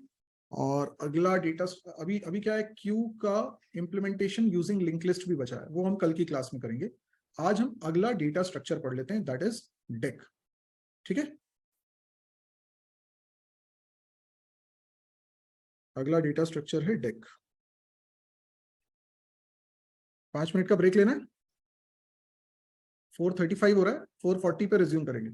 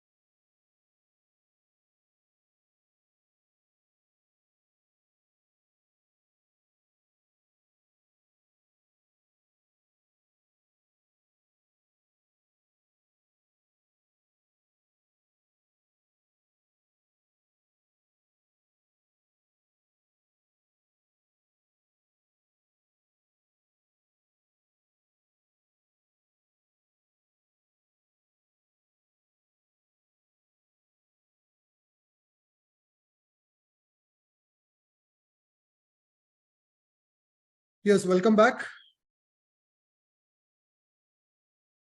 आदिबक पूछ रहे हैं कि कैसे कॉल करेंगे हम लोग कॉपी कंस्ट्रक्टर को। जब आप कॉपी कंस्ट्रक्टर कब कॉल होता है आदिबक?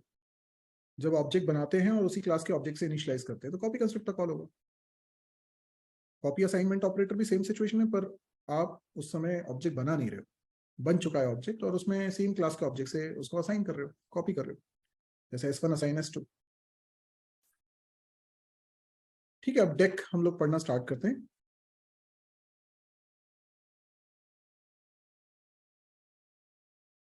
सो डेक बेसिकली क्या है, ये क्यू का ही एक स्पेशल केस है। तो हम वेरिएशंस ऑफ क्यू देख रहे हैं, उसमें डेक भी देखेंगे और प्रायोरिटी क्यू भी देखेंगे। So what is Q? तो क्यू अभी हम लोगों ने पढ़ा है, फर्स्ट इन फर्स्ट आउट के बेसिस पे काम करता है ये डेटा स्ट्रक्चर। क्यू एक ऑर्डर्ड लिस्ट है ना, लीनियर डेटा स्ट्रक्चर है जिसमें इंसर्शन एक तरफ होता है और डिलीशन दूसरे एंड पर होता है। जिस तरफ इंसर्शन होता है उसको रेयर या बैक बोलते हैं और जिस तरफ डिलीशन होता है उसको हम फ्रंट बोलते हैं। तो जो लेटेस्ट एलिमेंट होता है वो रेयर पे रहता है, जो ओल्डेस्ट एलिमेंट रहता है वो फ्रंट पे रहता है। तो जो ओल्डेस्ट एलिमेंट है वही सबसे पहले डिलीट होगा। तो फर्स्ट इन फर्स्ट आउट का प्रिंसिपल है। अब हम बात कर रहे हैं वेरिएशंस ऑफ क्यू के। तो क्यू का एक वेरिएशन ये हो सकता है, नॉर्मली क्यू में क्या होता है, एक तरफ से इंसर्शन एक तरफ से डिलीशन होता है। अब मैं कह रहा हूँ डिलीशन दोनों तरफ से हो रहा है पर इंसर्शन एक ही तरफ से हो रहा है, तो इंसर्शन रिस्ट्रिक्टेड क्यू कहलाती है। मतलब इंसर्शन में हमने रिस्ट्रिक्शन लगाई हुई है कि इंसर्शन एक ही तरफ होगा और डिलीशन पे कोई रिस्ट्रिक्शन नहीं है। डिलीशन आप दोनों में से किसी भी एंड पर कर सकते हो पर बीच में से नहीं कर सकते। क्लियर हुआ? इंसर्शन आप एक ही एंड पे कर सकते हो, उसको हम रेयर बोल रहे हैं, और डिलीशन फ्रंट में भी हो सकता है रेयर में भी हो सकता है। तो ये इंसर्शन रिस्ट्रिक्टेड क्यू कहलाएगी। इसी प्रकार से डिलीशन रिस्ट्रिक्टेड क्यू का मतलब होता है डिलीशन पे रिस्ट्रिक्शन। डिलीशन एक ही जगह से होगा, दैट इज फ्रंट, पर इंसर्शन फ्रंट पे भी हो जाएगा और रेयर पे भी हो जाएगा। क्लियर है? अब अगर दोनों पे रिस्ट्रिक्शन लगा दें तो फिर तो वो नॉर्मल क्यू है। अगर इंसर्शन पे भी रिस्ट्रिक्शन लगा दें और डिलीशन पे भी रिस्ट्रिक्शन लगा दें तो वो एक एक एंड दोनों पकड़ लेंगे, तो वो तो नॉर्मल क्यू है। और अगर दोनों पे ही रिस्ट्रिक्शन नहीं है तो दोनों एंड पर इंसर्शन भी हो सकता है और डिलीशन भी हो सकता है, इसको बोलते हैं deck. So deck is another variation of Q, both ends can be used for insertion and deletion. तो आपको दो फंक्शंस बनाने पड़ेंगे इंसर्शन के, दो फंक्शन बनाने पड़ेंगे डिलीशन के। Insert front, insert rear, delete front, delete rear. Clear? बना लोगे? ये डेटा स्ट्रक्चर अब आपको कोड करना है। कल तो हम लोग डिस्कस करने वाले हैं क्यू यूजिंग लिंक लिस्ट, ठीक है? और उसके बाद डेक भी बना लेना, अगर हुआ तो डिस्कस कर लेंगे आज, क्योंकि आपने शायद क्यू तो लिंक लिस्ट से कर ही लिया होगा। अभी आप डेक बना लीजिए। तो डेक अगर बनाएंगे तो उसमें इंसर्शन आप फ्रंट पे भी करेंगे बैक पे भी करेंगे, डिलीशन आप फ्रंट पे भी करेंगे बैक पे भी करेंगे। फ्रंट और बैक के एलिमेंट को आप एक्सेस भी कर सकते हो। कंस्ट्रक्टर डिस्ट्रक्टर तो बनानी है, कॉपी कंस्ट्रक्टर और कॉपी असाइनमेंट ऑपरेटर आपको बनानी है। तो ये आपको फंक्शंस बनाने हैं डेक के अंदर। हो जाएगा? बताइए, बन जाएगा सभी से? आई थिंक अब तो बहुत इजी हो गया होगा ये। डेक को इंप्लीमेंट कैसे करेंगे?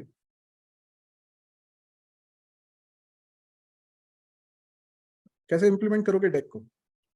एरे के थ्रू कर सकते हो, लिंक लिस्ट के थ्रू ऐसे भी कर सकते हो। तो डेक को भी दो तरीके से बना सकते हो, एरे और लिंक लिस्ट।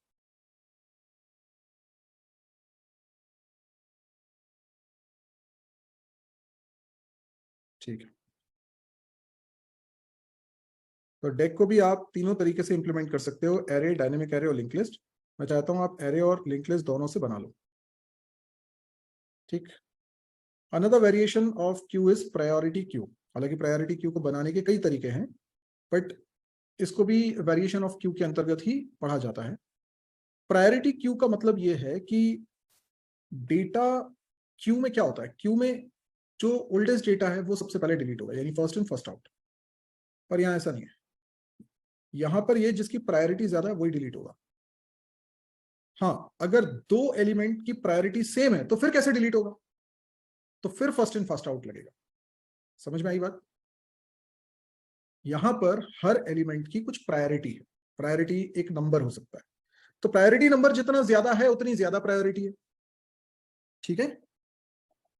तो जो हायर प्रायोरिटी वाला एलिमेंट है वो पहले डिलीट होगा लोअर प्रायोरिटी वाले नंबर से।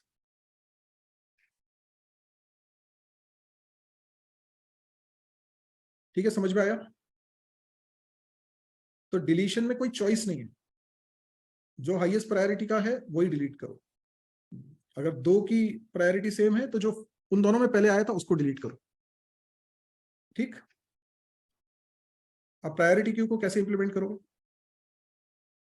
प्रायोरिटी क्यू को आप लिंक लिस्ट से भी इंप्लीमेंट कर सकते हो, एरे से भी इंप्लीमेंट कर सकते हो, डायनेमिक एरे से भी इंप्लीमेंट कर सकते हो, और हीप से भी इंप्लीमेंट कर सकते हो, जो आगे पढ़ेंगे।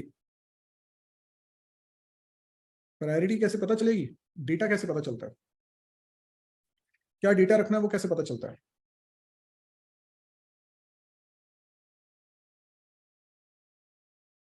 नहीं, सिंगली लिंक लिस्ट से क्यों बनाओगे? सिंगली लिंक लिस्ट से थोड़ी बनाओगे, क्योंकि दोनों एंड पे आपको एक्सेस करना है ना, तो डबली लिंक लिस्ट बनाओगे। डेक को इंप्लीमेंट करने के लिए डबली लिंक लिस्ट यूज करना।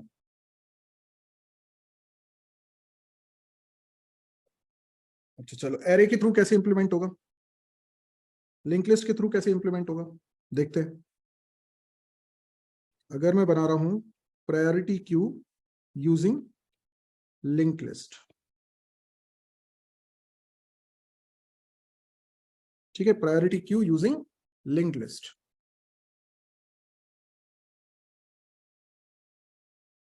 तो आप एक डबली लिंक लिस्ट बनाओगे। देखो, सिंगली लिंक लिस्ट से भी हो सकता है, ऐसा कोई दिक्कत नहीं है, सिंगली लिंक लिस्ट से भी बना सकते हो। अगर सिंगली लिंक लिस्ट से बनाना है तो कैसे बनाओगे? ये तुम्हारा स्टार्ट है, और ऐसे तुम नोड रखते जा रहे हो, पर नोड के अंदर तीन चीजें हैं, एक प्रायोरिटी नंबर है, एक आइटम है, और एक नेक्स्ट है। तो इस तरीके से आपके पास तीन मेंबर्स हैं हर एक नोड में। ठीक, अब इनमें कुछ प्रायोरिटी नंबर होगा, तो जो हाईएस्ट प्रायोरिटी वाला है वो सबसे आगे होना चाहिए। तो तुम जब इंसर्ट करोगे नए नोड को, तो उसकी प्रायोरिटी नंबर के हिसाब से उसकी पोजीशन फाइंड आउट करनी पड़ेगी कि इसे इंसर्ट कहाँ करना है। समझ में आया क्या? मान लीजिए कि इसकी प्रायोरिटी है 7, इसकी प्रायोरिटी है 4, इसकी प्रायोरिटी है 2। प्रायोरिटी नंबर जितना बड़ा है उतना ज्यादा प्रायोरिटी है, ऐसा मान लो। अब एक नया नोड आता है और उसका प्रायोरिटी नंबर सपोज करो है 3। हमारी कोशिश थी कि इसको मैं सबसे पहले इंसर्ट करूं, पर क्योंकि यहां पर 7 है जिसकी प्रायोरिटी ज्यादा है, तो उसको मुझे पहले रखना है, क्योंकि डिलीशन हमेशा मैं क्या करूंगा, फर्स्ट नोड का ही करूंगा। तो शुरुआत वाले में नोड जो होंगे वो हाईएस्ट प्रायोरिटी वाले होंगे, तो प्रायोरिटी के ऑर्डर में ये सॉर्टेड रहेगी लिस्ट। ठीक है, हाईएस्ट प्रायोरिटी वाले सब स्टार्ट पॉइंटर की तरफ होंगे, तो लास्ट नोड जो होगा वो सबसे कम प्रायोरिटी वाला होगा। तो इसको रखना कहाँ है? तो इसको रखना है इन दोनों नोड के बाद, यहां पर। तो इसकी पोजीशन फाइंड आउट करनी पड़ेगी आपको प्रायोरिटी नंबर चेक कर करके। क्लियर हुआ? तो आपको इसको कहाँ इंसर्ट करना पड़ेगा? इस जगह पर।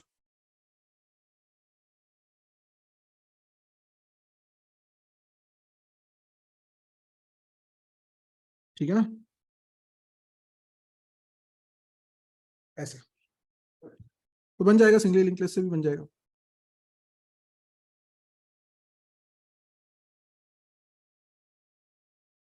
एरे में थोड़ा अलग होगा,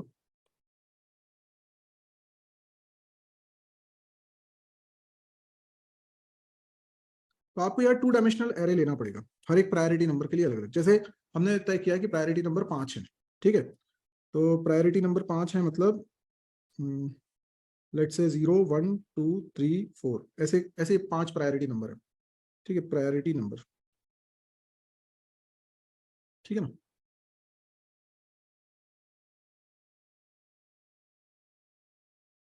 अब आप बनाइए यहाँ पे 2 डायमेंशनल एरे। तो बेसिकली 5 क्यू हैं आपके पास, क्यू का भी एरे बना लिया आपने। ठीक, सबके फ्रंट और रेयर अलग अलग हैं।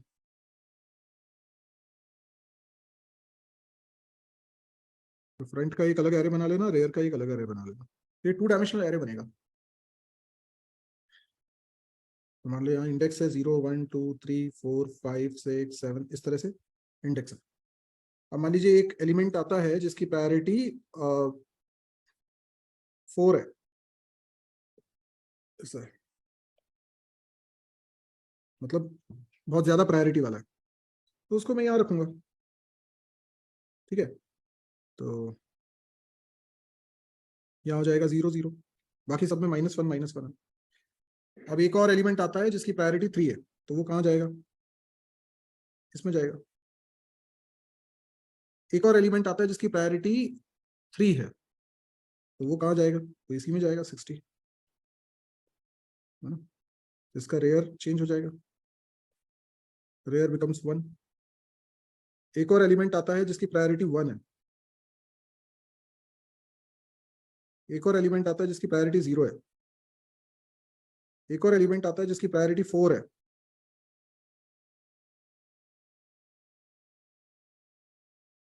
अभी आ रहा है समझ में। एक और एलिमेंट है जिसकी प्रायोरिटी 4 है,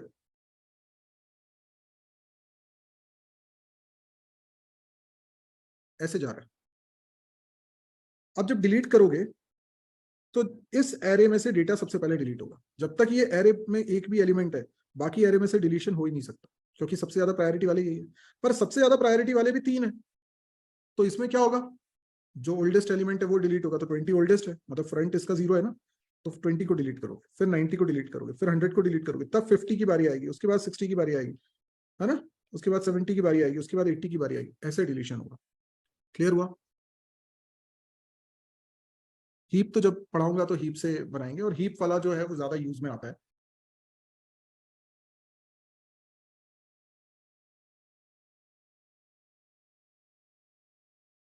तो इस वीक का टारगेट मिल गया आपको। डेक भी बनाना है, डेक 2 तरीके से बनाना है, प्रायोरिटी क्यू भी बनाना है। प्रायोरिटी क्यू कम से कम लिंक लिस्ट से बना ले, वैसे तो दोनों तरीके से बना लो, अच्छा रहेगा। प्रायोरिटी क्यू बनाने के लिए भी आपको कोई 1 घंटा 2 घंटे से ज्यादा क्या लगता है, कोई भी डेटा स्ट्रक्चर बनाओगे तो 1 घंटा मैक्सिमम, 2 घंटे लग जाएगा, इससे ज्यादा क्या लगेगा। एक दिन में एक डेटा स्ट्रक्चर भी बनाओगे तो भी तो कितने हो रहे हैं, 4 ही हो रहे हैं ना। प्रायोरिटी क्यू को 2 तरीके से बना लिया, डेक को 2 तरीके से बना लिया, 4 हो गए, 4 दिन में खत्म, जिसमें से एक तो तुम कल ही बना के ले आओगे। ठीक है, ओके। तो ये हमारा वेरिएशन ऑफ क्यू भी हो गया। अभी अगला डेटा स्ट्रक्चर मैं कल स्टार्ट करूंगा, ठीक है, आज नहीं स्टार्ट कर रहे, कल स्टार्ट करेंगे। अभी आप अपने डाउट्स बता सकते हो, किसी को भी कोई डाउट्स हैं, खास तौर पे जिन लोगों ने लेट ज्वाइन किया हुआ है उनको अगर डाउट है तो वो बता दीजिए। जिसने भी लेट ज्वाइन किया है वो डाउट बता सकते हैं।